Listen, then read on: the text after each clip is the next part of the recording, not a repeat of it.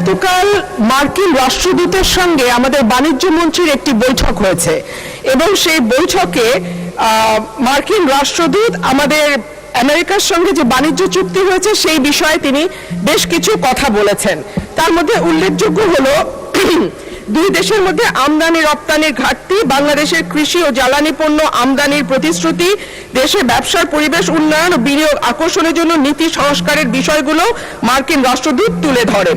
মাননীয় স্পিকার, এখানে মার্কিন রাষ্ট্রদূত আরেকটি বিষয় আমাদের মনোযোগ আকর্ষণ করে বলেছেন যে দুই দেশের মধ্যে বাংলাদেশ থেকে যে পরিমাণ পণ্য আমরা রপ্তানি করি, আমেরিকা থেকে সে পরিমাণ পণ্য আমরা আমদানি করি না, এবং যে কারণে একটা বাণিজ্য ঘাটতি তৈরি হয়েছে বিরাট, এবং এই বাণিজ্য ঘাটতি পূরণের লক্ষ্যে বাণিজ্য চুক্তি হয়েছে। কিন্তু মাননীয় স্পিকার, আমরা জানি 12ই ফেব্রুয়ারি আমাদের জাতীয় নির্বাচনের ঠিক 3 দিন আগে 9ই ফেব্রুয়ারি এই চুক্তিটি স্বাক্ষরিত হয়, এবং তখন বাংলাদেশের যারা সুশীল সমাজ আছেন, থিঙ্ক ট্যাঙ্ক আছেন, তারা বারবার বলেছেন যে একটি অনির্বাচিত সরকার এই ধরনের চুক্তি স্বাক্ষর করতে পারে না, এবং এই চুক্তিতে অনেকগুলো ক্লজ আছে যেটা বাংলাদেশের স্বার্থ বিরোধী।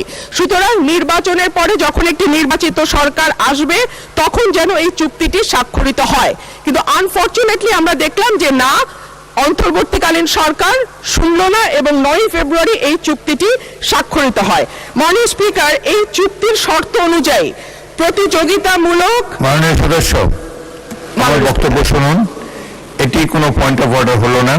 301 বিধিতে আপনি পড়লে দেখতে পাবেন যে পয়েন্ট অফ অর্ডার সংসদের চলমান বিষয়ের উপরে হতে হয় কিংবা সংসদ কাজে শৃঙ্খলা রক্ষার জন্য হতে হয়। আপনি একটি নতুন প্রশ্ন উত্থাপন করেছেন, আপনি নোটিশ দেন, এটি বিবেচনা করে দেখা হবে। ধন্যবাদ। মাননীয় স্পিকার, একটা মিনিট। মাননীয় স্পিকার, এই চুক্তিটি 60 দিনের মধ্যে যদি সরকার চায় তারা এটিকে বাতিল করতে পারে এবং চুক্তিটি সংসদে আনা হোক। এটি পয়েন্ট অফ অর্ডার হিসেবে গ্রহণ করতে পারছি না বলে দুঃখিত।